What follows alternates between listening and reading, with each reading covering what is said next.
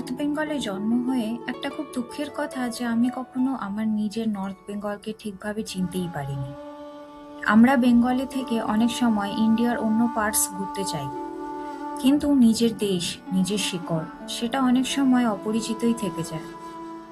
এইবার একটু আলাদাভাবে চিনতে চাই নিজের শিকড়কে। এইবার আমি লাগেজ গুছিয়ে বেরিয়ে পড়লাম, পুনে থেকে রওনা দিলাম আমার বাড়ি নৈহাটিতে। আর সেখান থেকে শুরু হবে আমার জার্নি নর্থ বেঙ্গল। যাচ্ছি ডুয়ার্সে, the foothills of the Himalayas. এইবারের জার্নিটা একটু অন্যরকম আর স্পেশাল, কারণ এইবার আমি যাচ্ছি আমার দুই মায়ের সাথে, মানে আমার মা এবং আমার মাদার ইন ল।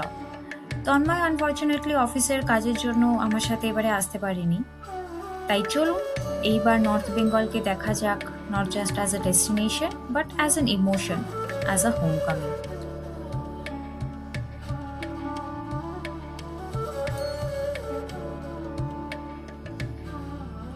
ঘরে পৌঁছে পুরো সকালটা রেস্ট নিয়ে কাটালাম।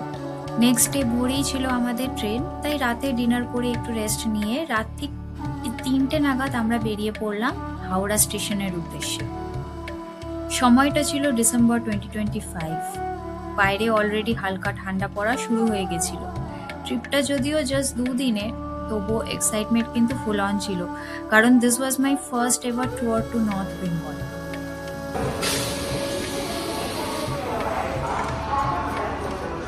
অনলাইন হবে দাদা? হ্যাঁ, ক্যাশ লাগবে কি? দাও তাহলে ক্যাশ দিয়ে দাও। আমরা এখন হাওড়া স্টেশনে বসে আছি। হাওড়া স্টেশনে বসে আছি। ট্রেন কটার সময় ছাড়বে? 5:55, 5:45। Howrah two NJP, Vande Bharat. বন্দে ভারতে আমি সেকেন্ড টাইম ট্রাভেল করছি, কিন্তু আমার দুই মায়েরই কিন্তু ফার্স্ট টাইম এক্সপিরিয়েন্স। খুব ভালো লাগে জানেন তো, যখন আপনি কারোর জীবনের কোনো প্রথম এক্সপিরিয়েন্সের একটা অংশ হয়ে ওঠেন, একটা পার্টনার হয়ে উঠতে পারেন।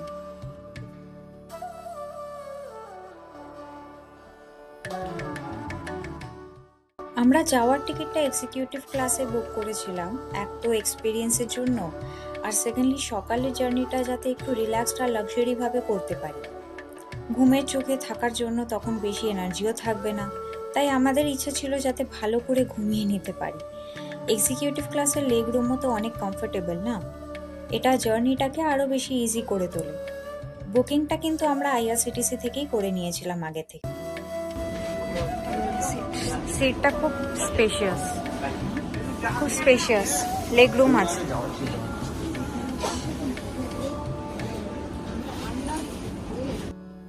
ট্রেনটা তো এখনো স্টার্টও হয়নি, তার মধ্যেই আমাদের ফার্স্ট কমপ্লিমেন্টারি ওয়াইপস দেওয়া হলো।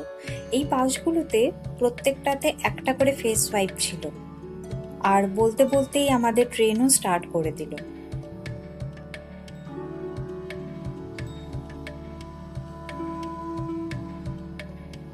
ট্রেন স্টার্ট করার 15 to 20 মিনিটসের মধ্যেই আমাদের আবার টি সার্ভ করা হলো। সেটার মধ্যে ছিল ডেইরি ক্রিম, টি ব্যাগস আর সুগার স্যাশে।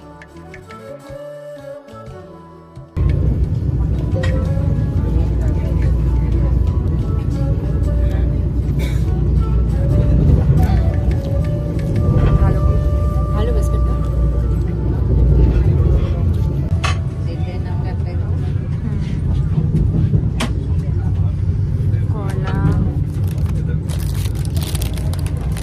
এইটার এই উইঙ্কিসের কেকগুলো কিন্তু খুব ভালো, জানো তো। আমরা ওখানেও অর্ডার দিই।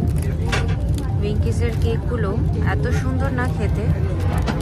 সব রকমের আছে ওদের অপশনস, মানে তোমার এই ভ্যানিলা আছে, তারপরে তোমার চকলেট কেকগুলো। হ্যাঁ, এটা এই উইঙ্কিস আর ম্যানুফ্যাকচার করে হচ্ছে তোমার এই আমাদের এদিকে কলকাতার কোথায় একটা যেন ম্যানুফ্যাকচারিং সাইট আছে, কলকাতা থেকেই যায় এগুলো, উইঙ্কিসের এগুলো।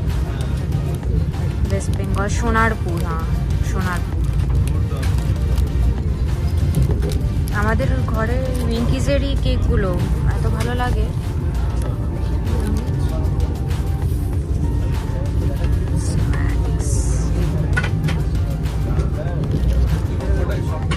কর্নফ্লেক্স, ফ্রুটি,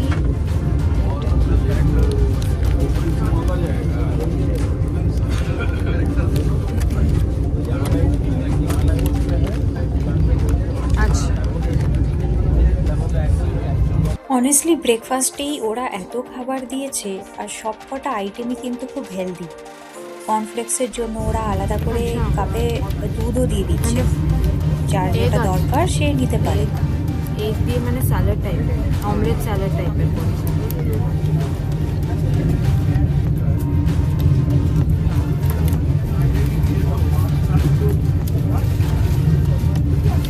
ভালো,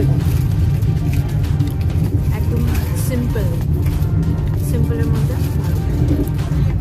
ডুয়ার্স শব্দটা মানে হলো দরজা, কারণ এই এরিয়াটাকে বলা হয় ভুটান এবং ইস্টার্ন হিমালয়ার গেটওয়ে। নর্থ বেঙ্গলের হিমালয়ার ফুটহিলসে অবস্থিত ডুয়ার্স তার গ্রিন টি গার্ডেন, ঘন জঙ্গল, বহমান নদী আর রিচ ওয়াইল্ড লাইফের জন্য কিন্তু খুব ফেমাস।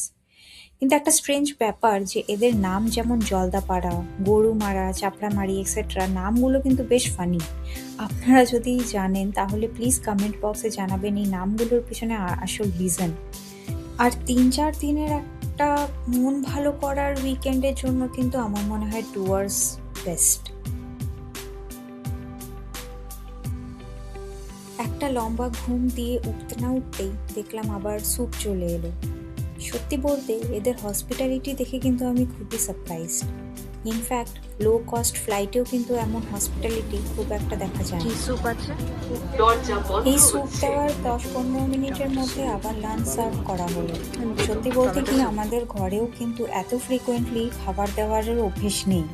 সকাল থেকে এতগুলো আইটেম একটার পর একটা সার্ভ করার পর না টামি অলমোস্ট ফুল। লাঞ্চের জন্য এর বেশি জায়গাই ছিল না, তাই অল্প অল্প করে যা পারলাম খেয়ে নিলাম। লাঞ্চের শেষে ছিল ভ্যানিলা ফ্লেভার্ড আইসক্রিম, আর লাঞ্চ শেষ হতে না হতেই দেখলাম আমরা প্রায় এনজিপি স্টেশনে পৌঁছে গেছি। আপনারা যারা এখনো বন্দে ভারতের এক্সিকিউটিভ ক্লাস এক্সপিরিয়েন্স করেননি, আমি ডেফিনেটলি সাজেস্ট করব একবার ট্রাই করে দেখবেন, নিশ্চয়ই খুব ভালো লাগবে। আর একটা ছোট্ট ডিসক্লেমার আছে, এই সেটগুলো 360 ডিগ্রি ঘুরে যায় হয়তো, যেটা খুবই ভালো ফিচার, কিন্তু যারা পেছনের দিকে বসে থাকেন তাদের জন্য একটু আনকমফোর্টেবল হতে পারে, কারণ সিটগুলো ঘুরিয়ে নিলে পা ছড়িয়ে বসার জায়গাটা কিন্তু কম হয়ে যায়। 5-10 মিনিটের জন্য ঠিক আছে, ফটো ভিডিও তুলে নিলেন, কোনো প্রবলেম নেই। তো চলুন আজকের ভিডিওটা আমি এখানেই শেষ করছি। আপনাদের বন্দে ভারতের এক্সপিরিয়েন্স অবশ্যই কমেন্টে জানাবেন। আর যদি আপনারা ফার্স্ট টাইম আমার ভিডিও দেখছেন তাহলে সাবস্ক্রাইব করার জন্য অনুরোধ রইল। ফ্রেন্ডস আর ফ্যামিলির সাথেও শেয়ার করতে ভুলবেন না। দেখা হবে নেক্সট ভিডিওতে।